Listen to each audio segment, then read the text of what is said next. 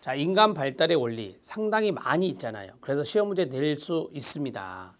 인간 발달의 원리 우리가 이제 하나, 둘, 셋, 넷, 다섯, 8 쓸게요. 생각나는 사람 에릭슨입니다. 에릭슨은 심리사회 이론의 8단계로 제시했죠. 자, 이 숫자를 쓴 것은 여러 가지 것을 여러분들이 연상할 수 있게 해드리려고 숫자를 썼습니다. 자, 이게 이제 8단계라고 이제 제시를 했을 때요. 자, 첫 번째 쭉 이루어졌죠, 발달이. 이것을 1번 연속적 과정이다. 이렇게 말씀드렸고요. 연속적 과정이다. 말씀드렸고. 자, 두 번째는 이전의 발달 과업은 다음 단계에 영향을 미치게 돼요. 이렇게 미치게 되고요. 이렇게 미치게 됩니다. 이게 바로 무엇입니까? 네, 점성의 원리입니다. 점성의 원리는 인간의 발달을 연쇄적 과정으로 이해하는 겁니다. 연쇄적 과정으로 이해하는 겁니다. 이 발달이란 것이요. 다시 앞으로 넘어갑니까? 넘어가지 않습니다. 넘어가지 않죠. 그래서 세 번째 비가역성이 있습니다. 리버스가 안 된다라고 해서요. 비가역성이 있어요. 자, 예를 들어서 3단계입니다. 3단계면 1단계와 2단계의 발달 과업이 이제 완수가 됐잖아요. 완수가 되면 거기에 대한 기초하에 3단계가 또 이루어지거든요. 기초성이라는 단어를 씁니다. 무슨 성을 쓴다? 기초성이라는 것도 있다.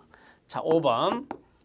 발달이라고 하는 것이 최적의 시기가 있다라고 했죠. 인지 발달의 최적의 시기, 신체 발달의 최적의 시기 이런 게 있다. 그래서 최적의 시기가 있다라고 했어요. 최적의 시기가 있다. 최적의 시기를 우리가 결정적 시기라고도 합니다. 결정적 시기라고도 해요. 자, 6번. 발달 단계론자들은요. 1단계는 뭐가 돼야 되고 2단계는 뭐가 돼야 되고 3단계는 뭐가 돼야 된다라고 말을 해요. 그게 바로 발달 과업이라 했습니다. 발달 과업이 있어요. 발달 과업이 있다. 이 발달 과업이 있는데 이것을 사회적 기대라고 합니다. 사회적 기대.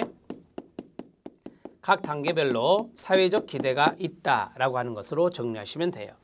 자, 7번째.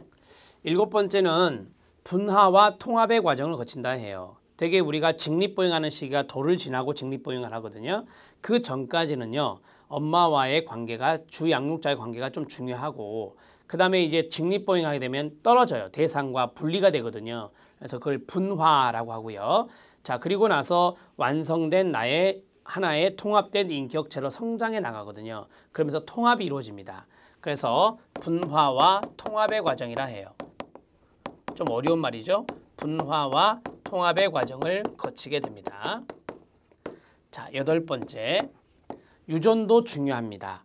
DNA, 유전 인자도 중요하고 환경도 무시할 수 없죠. 그래서 유전과 환경의 상호작용이라 합니다. 유전과 환경의 상호작용이라 합니다. 자, 9번째.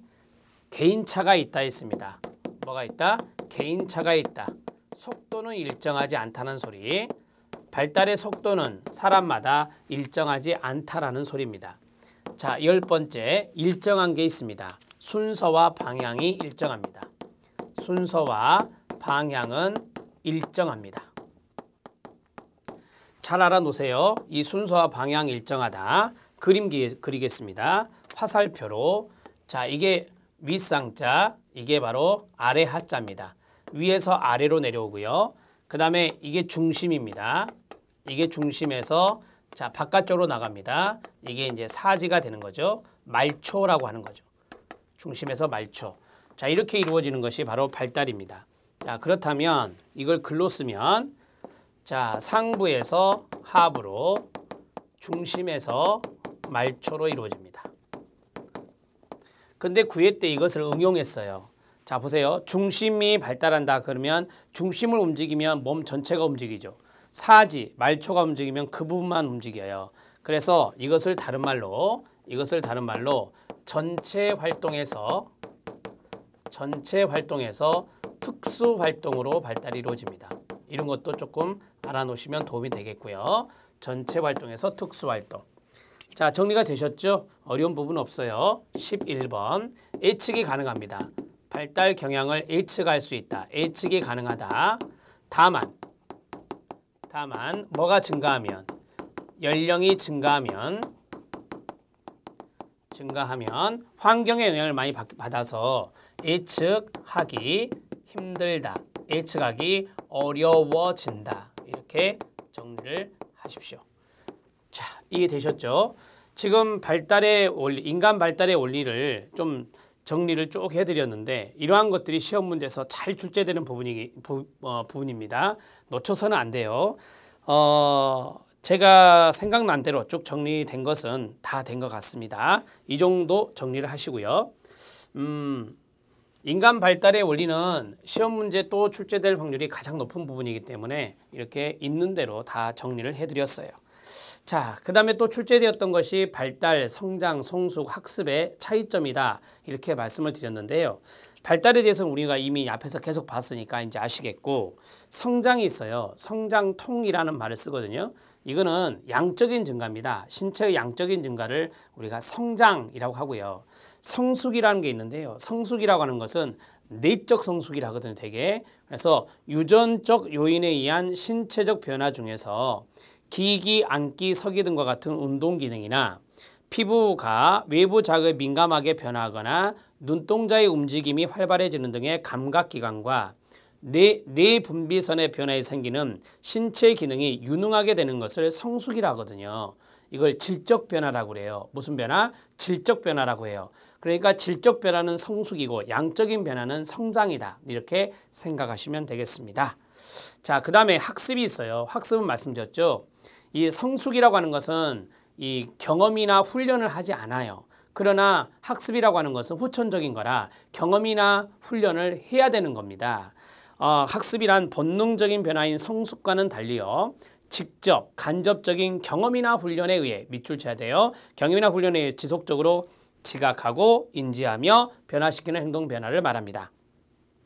결론적으로 다음과 같이 요약할 수 있는데요. 성장은 연령 증가에 따라 자연스럽게 발생하는 가로 신체적 측면의 양적 변화입니다. 가로 닫고요. 자, 그 다음에 성숙, 성장을 기초로 해서 나타나는 그 다음 가로 신체 내부의 생리적, 생화학적인 질적 변화를 말합니다. 가로 닫고. 그 다음에 학습입니다. 외부 환경이나 경험에 의해, 이게 중요한 거 아닙니까? 외부 환경이나 경험에 의해 나타나는 비교적 지속적인 행동의 변화를 나타냅니다. 발달, 인간의 신체, 심리, 사회적 요인 간의 상호작용을 통해 전생에 걸쳐 일어나는 성장, 성숙, 노화의 과정, 이걸 전체 아우르는 것을 우리가 발달이다 이렇게 이야기할 수 있다는 것입니다.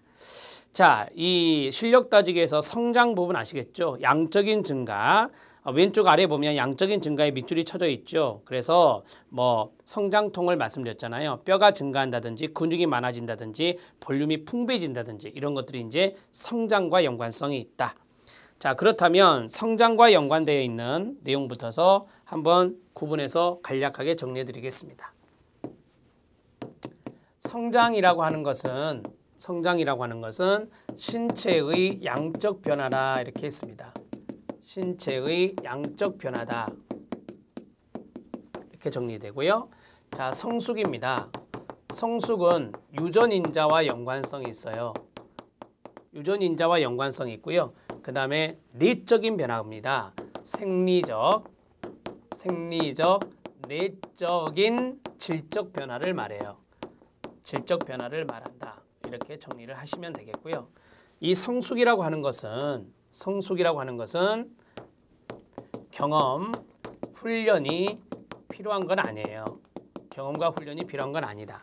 자, 그러면 경험과 훈련이 필요한 게 뭐냐? 학습이라고 하는 것이 있다. 학습은 경험과 훈련에 의한 변화다. 훈련에 의한 변화가 일어나는 것을 학습이다. 이렇게 말을 하는 것이죠. 자, 세 가지 개념 이해되시죠? 이 세 가지 개념을 잘 알아놓으십시오.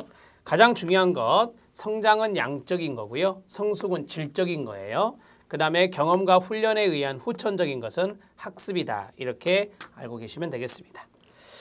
자, 이제 2번 인간행동 및 사회환경 지식화 여기서 끊어야 돼요. 사회복지 실천과의 연관성입니다.